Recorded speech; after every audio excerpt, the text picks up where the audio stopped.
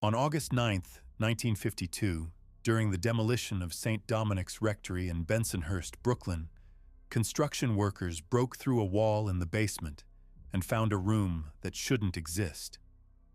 The blueprints showed nothing. The building permits made no mention of it. But there it was, a chamber roughly 12 feet square, accessible only through a section of brick that had been carefully mortared to look like the rest of the foundation wall. Inside, the air was stale and cold, untouched for what must have been years. Against the far wall stood a simple wooden desk. On that desk sat a leather-bound ledger, its pages filled with names, dates, and amounts written in meticulous script. Beside each entry, in the margin, a single word appeared again and again: Silenzio. But it was what hung on the wall above the desk that stopped the foreman cold. A photograph, mounted in a simple black frame. It showed a young priest standing beside a man in an expensive suit. Both were smiling. The priest's hand rested on the man's shoulder. On the back of the photograph, in the same careful handwriting that filled the ledger, someone had written, Father Anthony Benedetto and Vincent Calabresi. First Communion, May 1928, Vincent Calabresi. The name meant something in Brooklyn. It meant fear. It meant power. It meant bodies that washed up under the piers at Red Hook, with their hands tied and their mouths stuffed with rosary beads. The foreman called the police. The police called the FBI. And the FBI, after 3 days of examination, sealed the room, confiscated the ledger, and issued a directive that would remain classified for 41 years. Do not catalog. Do not investigate. Do not discuss. This is not a story about a corrupt priest who took money from the mob. This is a story about a man who believed, with absolute conviction, that he was doing the work of God. A man who transformed confession into conspiracy, sacrament into silence, and salvation into something far more dangerous than damnation. This is the story of how faith becomes a weapon, how mercy becomes complicity, and how a single priest became the most protected man in the history of organized crime in New York.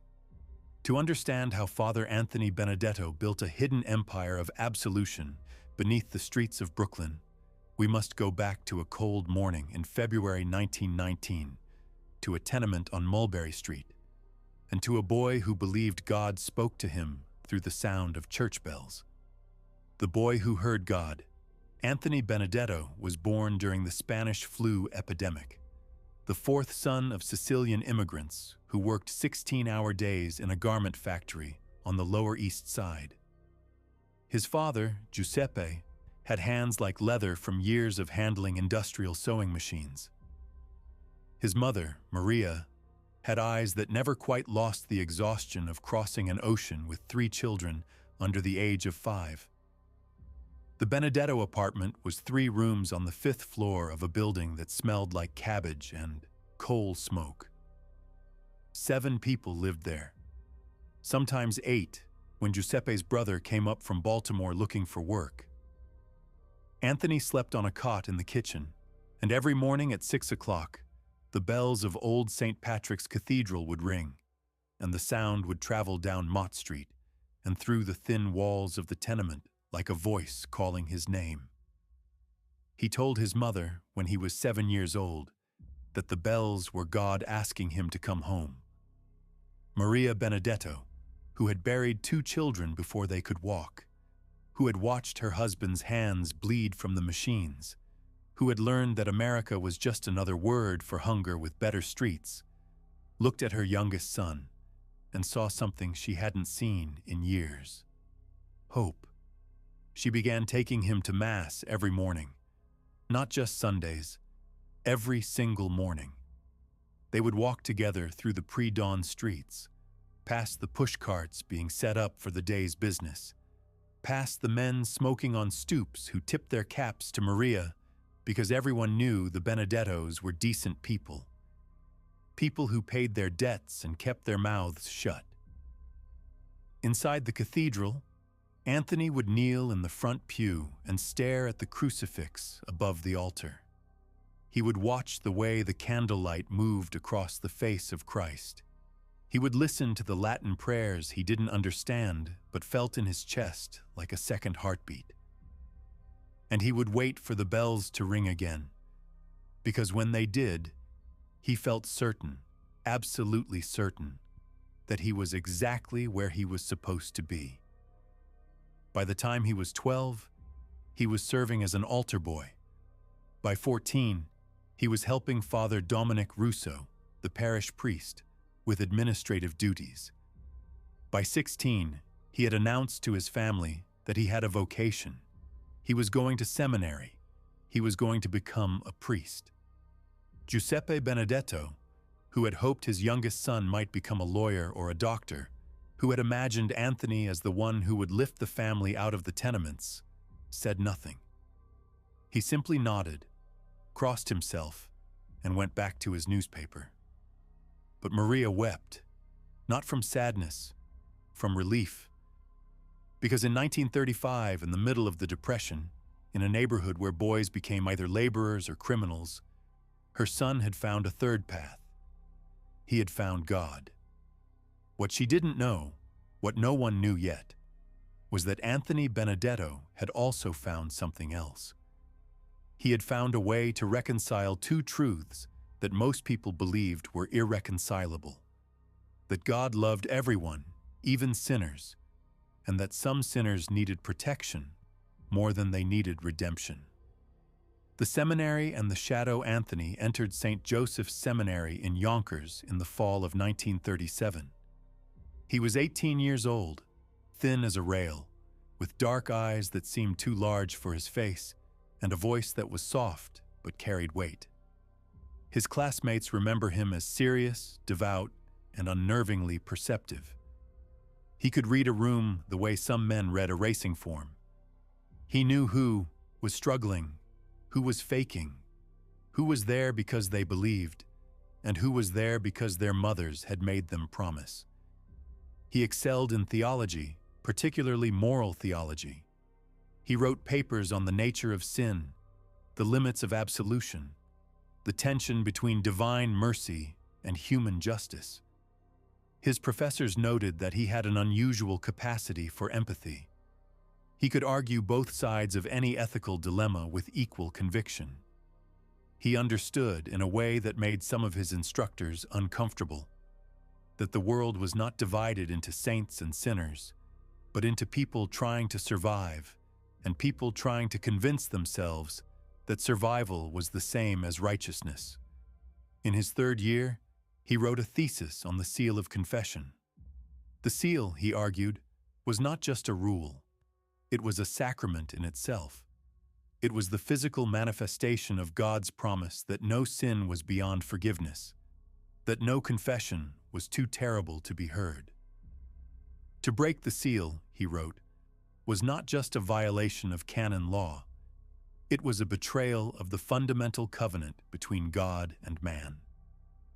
His thesis advisor, Monsignor Patrick Callahan, gave him the highest marks in the class. He also pulled Anthony aside after the defense and said quietly, "Be careful, son. That kind of thinking can be used to justify almost anything." Anthony looked at him with those two large eyes and said, "Isn't that the point, Monsignor? That God's mercy justifies everything?" Monsignor Callahan had no answer. Anthony Benedetto was ordained on June 4, 1941, 3 months after his 22nd birthday and 6 months before Pearl Harbor. He said his first Mass at Old St. Patrick's, the same cathedral where he had heard the bells as a boy. His mother sat in the front pew and wept again, this time from pride. His father sat beside her, stone-faced, hands folded in his lap, and said nothing. After the Mass, there was a small reception in the church basement. Parishioners came to congratulate the new priest, to kiss his hands, to ask for his blessing, and among them, standing near the back of the room in a dark suit that cost more than Giuseppe Benedetto made in a year, was Vincent Calabrese. He waited until the crowd had thinned. Then he approached Anthony, shook his hand, and said, "I knew you when you were a boy. You used to serve Mass with Father Russo. You remember me?" Anthony did. Vincent Calabrese was 15 years older, a neighborhood fixture, a man everyone knew and no one talked about. He owned a social club on Hester Street. He drove a black Cadillac. He wore gold cufflinks and smelled like expensive cologne and cigarette smoke. He was, even then, a made man in the Luciano family. "I remember," Anthony said. Vincent smiled. "Your mother's a good woman. Your father's a good man. They raised you right. You're gonna do good things, Father. I can tell." He pressed an envelope into Anthony's hand. "For the parish," he said. "A donation, in honor of your ordination." Anthony opened the envelope later, alone in the sacristy.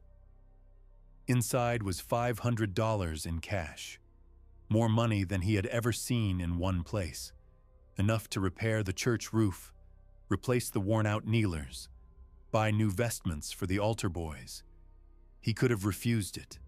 He could have returned it. He could have reported it to the archdiocese. Instead, he knelt before the crucifix in the empty church, held the envelope in his hands, and prayed. He prayed for guidance. He prayed for wisdom. He prayed for the strength to do what was right. And when he was finished praying, he put the money in the parish safe and wrote a receipt. Anonymous donation. $500 in thanksgiving. That night, lying in his narrow bed in the rectory, Anthony Benedetto made a decision that would shape the rest of his life. He decided that God's mercy was infinite. He decided that the church's mission was to save souls, not to judge them. And he decided that if men like Vincent Calabrese wanted to support the church, wanted to seek forgiveness, wanted to be part of something larger than themselves, then it was his duty, his sacred duty, to let them. What he didn't realize yet was that Vincent Calabrese had made a decision too. He had decided that Father Anthony Benedetto was exactly the kind of priest the family needed. The war and the arrangement. By 1943, Anthony had been assigned to St. Dominic's in Bensonhurst, a working-class parish filled with longshoremen, factory workers, and the families of men who had gone off to fight in Europe and the Pacific. The church was old, the rectory was drafty, and the parish budget was a joke. Anthony spent his days visiting the sick, comforting widows, and trying to keep the building from falling apart.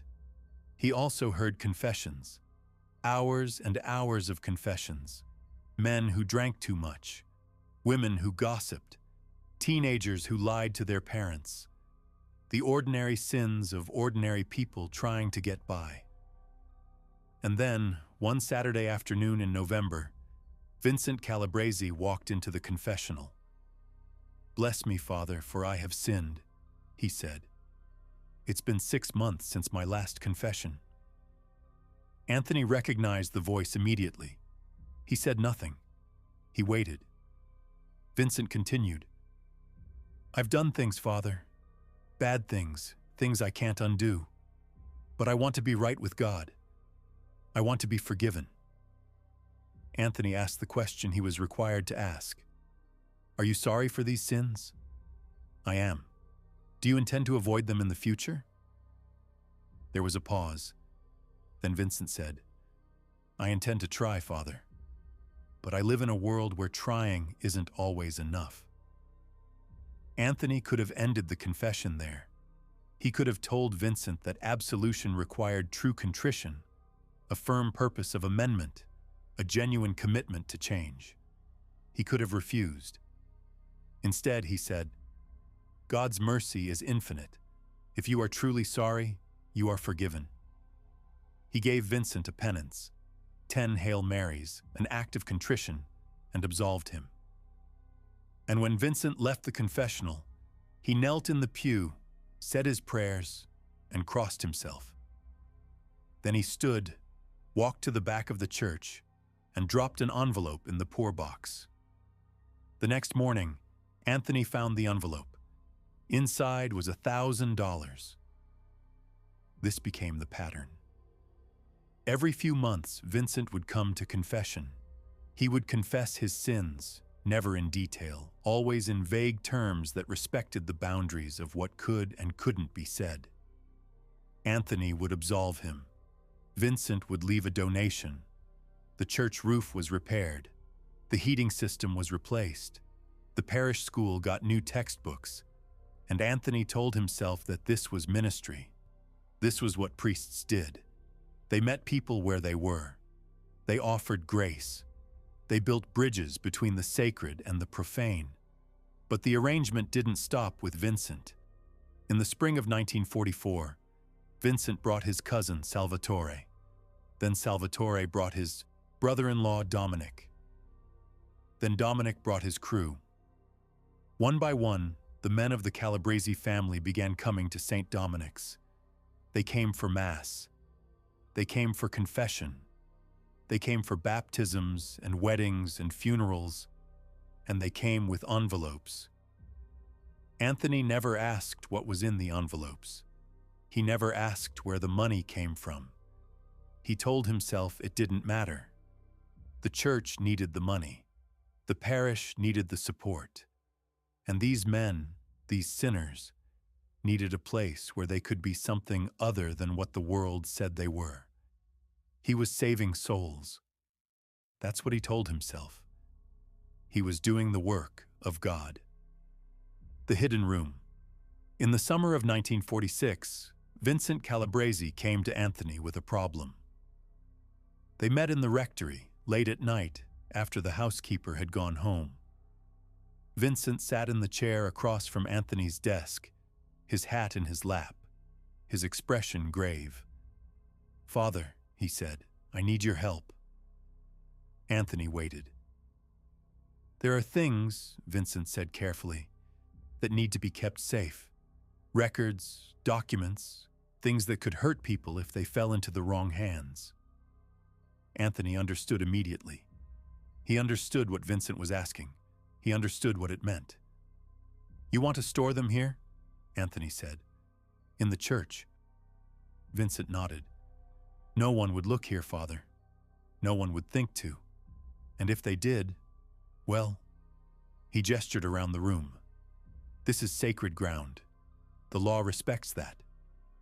Anthony should have said no. He should have told Vincent that the church was not a warehouse, that the rectory was not a safe house, that he could not, would not, be complicit in whatever Vincent was involved in. But he didn't say no. Instead, he said, "Where?" Vincent smiled. Over the next 3 months, during the late hours when the parish was asleep, a crew of men came to the rectory. They were quiet. They were efficient. They built a false wall in the basement, behind the furnace, in a corner that no one ever used.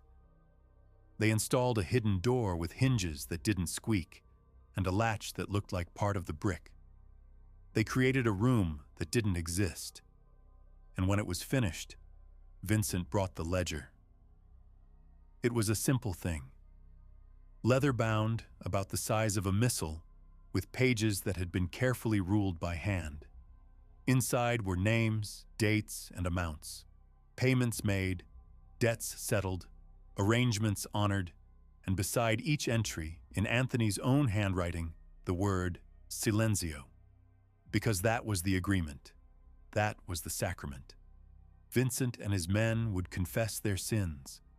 Anthony would absolve them.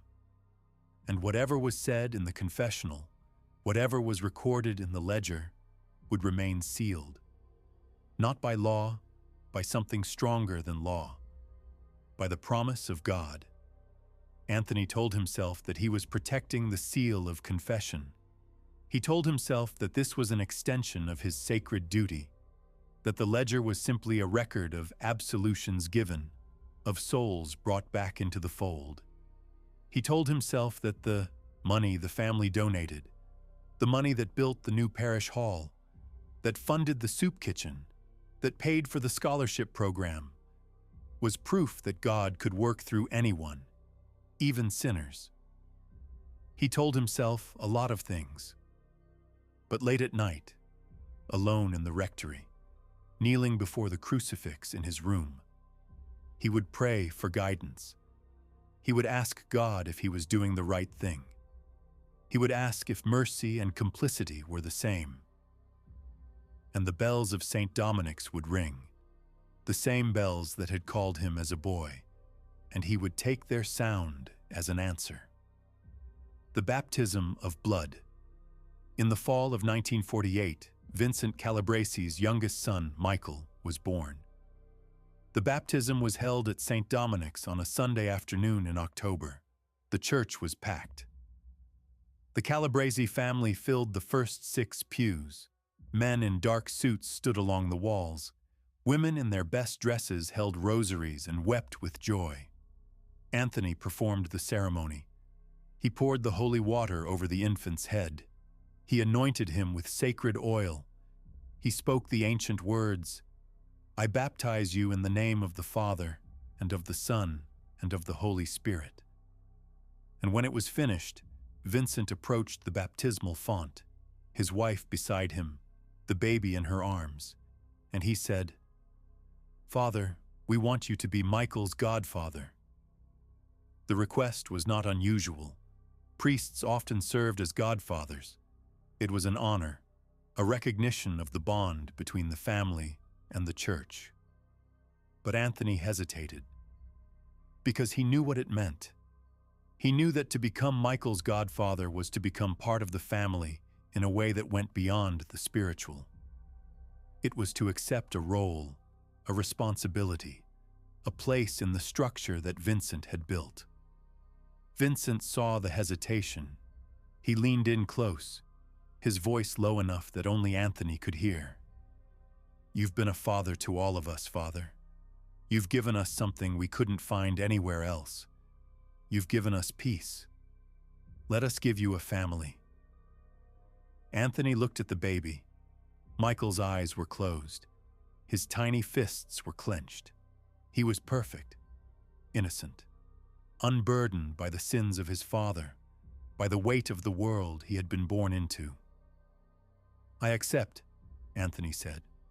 The congregation erupted in applause. Vincent embraced him. The women wept. The men nodded their approval. And Anthony held the baby in his arms and felt, for a moment, like he was exactly where he was supposed to be. That night, there was a reception at Vincent's house in Bay Ridge. It was a mansion by Brooklyn standards, 3 stories with a garden and a fountain and a view of the Narrows. The tables were covered with food, roasted lamb, fresh pasta, cannoli from the bakery on 18th Avenue. There was wine, music, laughter. Anthony sat at the head table beside Vincent and his wife. Men came to pay their respects, to shake his hand, to thank him for the beautiful ceremony. And each one, as they left, pressed an envelope into his palm. By the end of the night, Anthony had collected more than $10,000. He should have refused it. He should have returned it. He should have walked out. But he didn't. He took the money back to the rectory, counted it in the hidden room, and recorded it in the ledger. And beside the entry, he wrote, "Silencio." Because that was the deal. That was the sacrament. Silence in exchange for absolution. Protection in exchange for loyalty. A family bound not by blood, but by something deeper.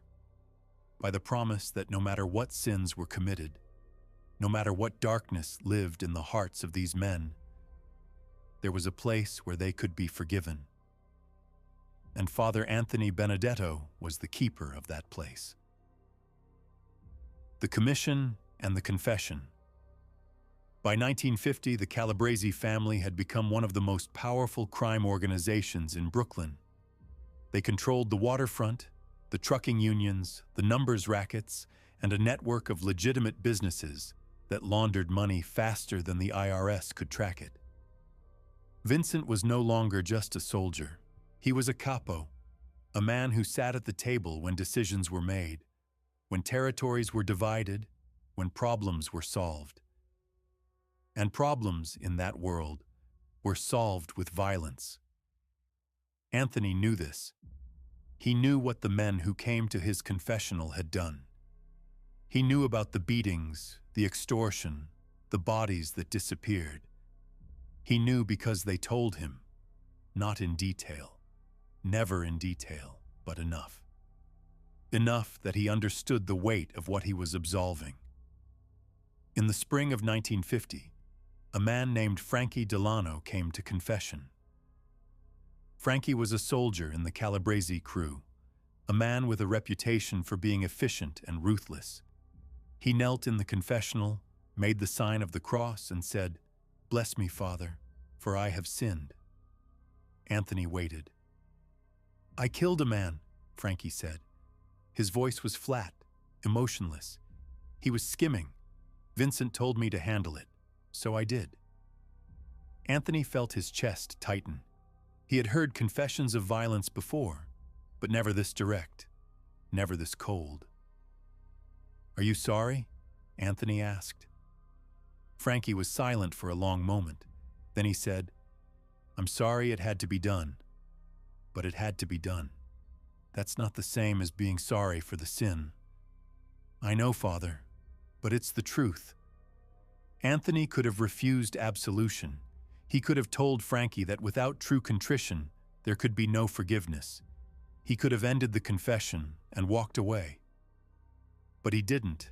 Instead, he said, "God's mercy is infinite, but you must examine your conscience. You must ask yourself if you are truly sorry, not just for the consequences, but for the act itself."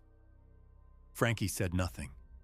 Anthony gave him a penance, a rosary, an act of contrition, a prayer for the soul of the man he had killed.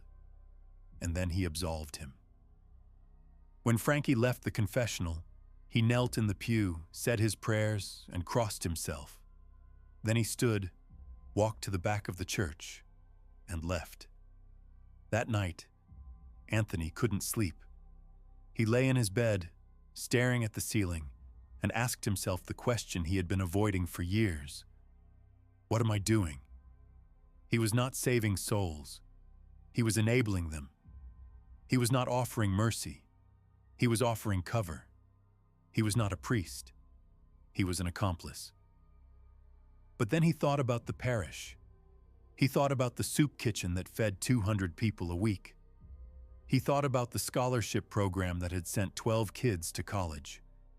He thought about the families who came to Mass, who brought their children to be baptized, who found comfort in the rituals and the prayers.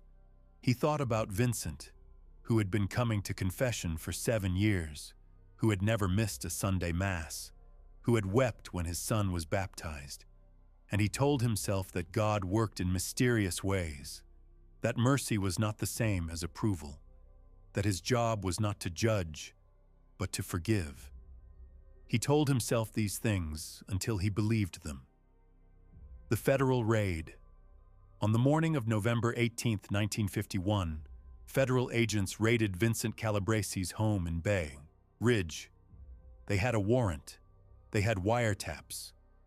They had testimony from an informant who had agreed to cooperate in exchange for witness protection. They arrested Vincent, his brother, and 4 members of his crew. They seized documents, ledgers, cash. They dismantled the network piece by piece. But they didn't find the most important ledger, because it wasn't in Vincent's house. It was in the hidden room beneath St. Dominic's rectory. 2 days after the raid, Vincent's lawyer, a man named Arthur Greenberg, came to see Anthony. They met in the rectory, in Anthony's office, with the door closed. "Father," Arthur said, Vincent wants you to know that he's not going to talk. He's not going to give anyone up. But the feds are going to come after everyone. They're going to subpoena records. They're going to ask questions. And they're going to want to know about the church. Anthony felt his stomach drop. What do you mean? They know Vincent donated to the parish. They know he was close to you. They're going to want to know if there's anything else, any records, any documents. There's nothing, Anthony said. Just donation receipts. Arthur looked at him for a long moment. Then he said, "Good. Keep it that way." He stood to leave. At the door, he turned back. "Vincent also wanted me to tell you something," he said. "Tell Father Anthony that the seal holds. No matter what happens, the seal holds." Anthony understood. Vincent was reminding him of the promise, the sacrament, the silence, and Anthony, sitting alone in his office after Arthur left, realized that he had a choice to make. He could go to the authorities. He could tell them about the ledger, about the hidden room, about the confessions. He could cooperate, or he could keep the seal. He knelt before the crucifix on his wall. He prayed. He asked God for guidance, for strength, for clarity. And when he was finished, he went down to the basement, opened the hidden door, and looked at the ledger. He thought about all the names inside, all the sins recorded, all the absolutions given. He thought about Vincent, sitting in a federal holding cell, refusing to talk. He thought about the promise he had made, not just to Vincent, but to God. The promise that the seal of confession was sacred, that no sin was beyond forgiveness, that mercy was infinite.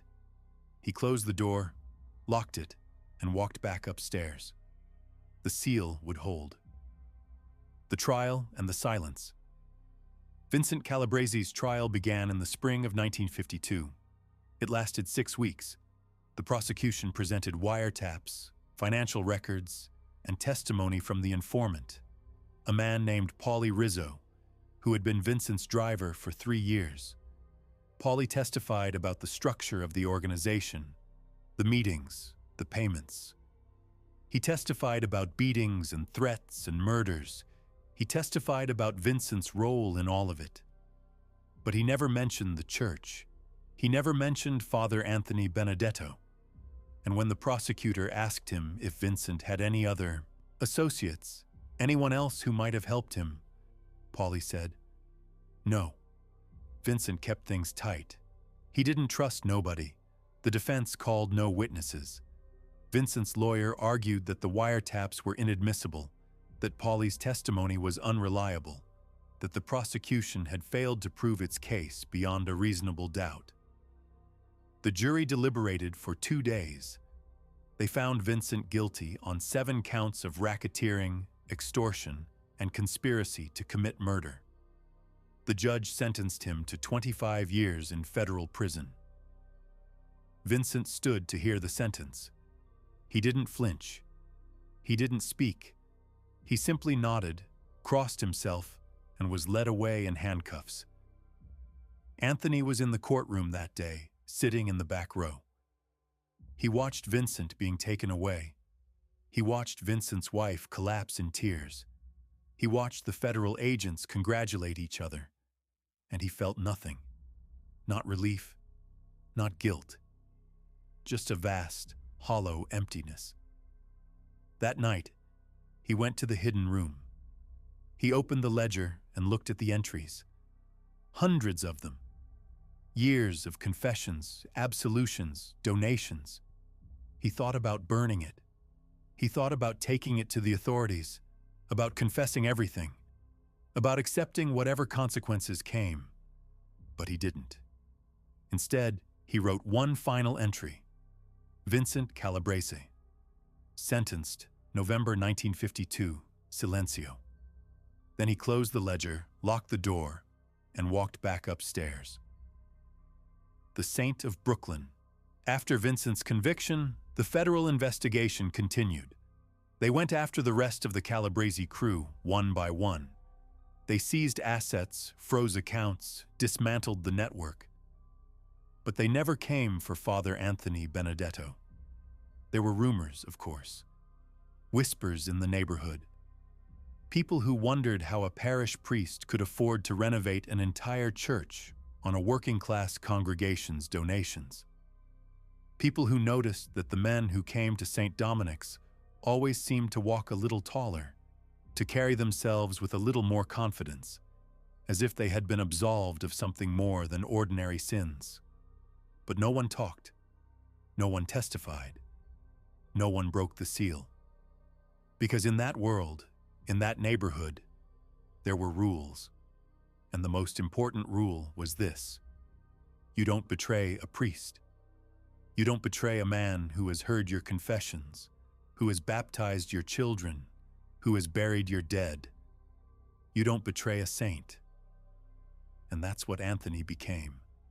Not officially, not in any way the church would recognize, but in the streets of Bensonhurst, in the social clubs and the corner stores and the family gatherings, Father Anthony Benedetto was known as the saint who protected his flock, the saint who never judged, the saint who understood that the world was complicated, that people were complicated, that mercy was not the same as approval. He continued his work. He said Mass. He heard confessions. He visited the sick. He buried the dead. And every few months, an envelope would appear in the poor box. No name, no note, just cash. Anthony never asked where it came from. He never investigated. He simply took the money, recorded it in the parish ledger as an anonymous donation, and used it to keep the church running. In 1955, the Archdiocese promoted him to Monsignor in recognition of his service to the parish. In 1958, they assigned him a young assistant priest, Father Michael O'Brien, to help with the growing congregation. Father O'Brien was earnest, idealistic, fresh out of seminary. He asked questions. He wanted to know about the parish finances, about the donors, about the men who came to confession and left envelopes. Anthony told him the same thing he told everyone: God provides. We don't ask how, we just give thanks. Father O'Brien didn't push. He learned, as everyone learned, that there were things you didn't ask Father Benedetto. There were doors you didn't open. There were rooms you didn't enter. The letter from Sing Sing. In the winter of 1960, Anthony received a letter. It was postmarked from Sing Sing Correctional Facility. The handwriting was Vincent's. The letter was brief. Father, I've been thinking a lot about what you said once, about how God's mercy is infinite. I didn't understand it then. I think I'm starting to now. I'm not asking for anything. I just wanted you to know that I'm still saying my prayers. I'm still going to Mass, and I'm still grateful for everything you did for me and my family. The seal holds, Father. It always will. Stefano. Anthony read the letter 3 times.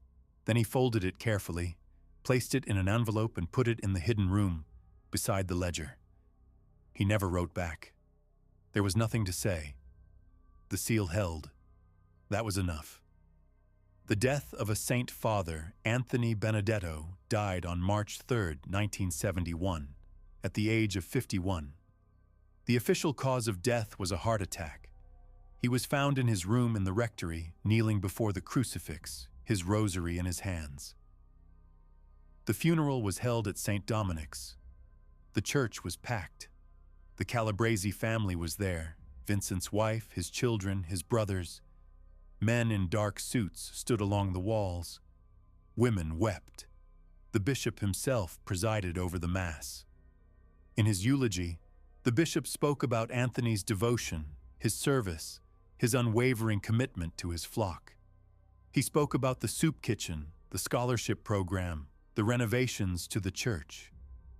He spoke about a man who had given his life to God and to the people of Bensonhurst.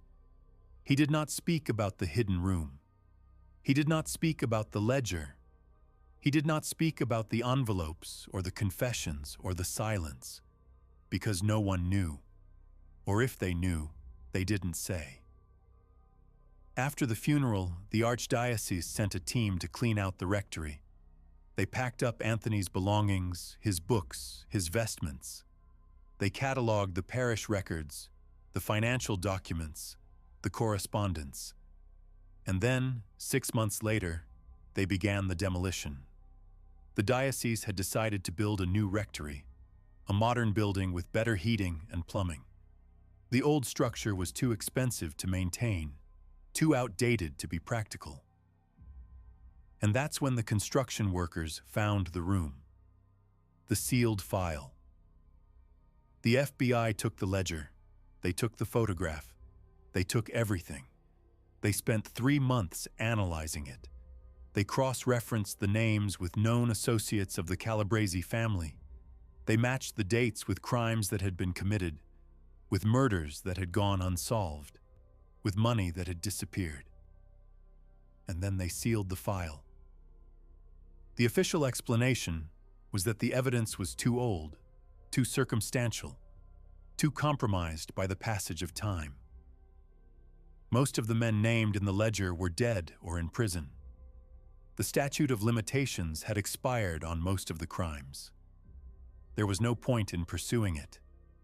But the real reason, the reason that was never written down, was simpler.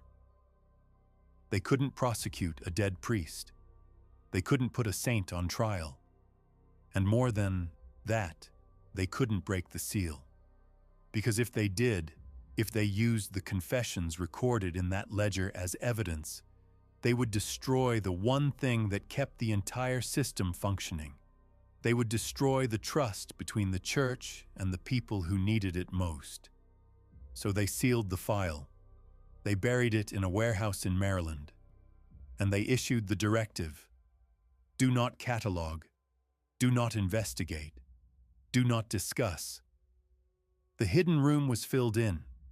The new rectory was built, and the story of Father Anthony Benedetto, the saint who hid the sins of the family, became a legend whispered in social clubs and passed down through generations. The question that remains: Vincent Calabresi was released from prison in 1977 after serving 25 years.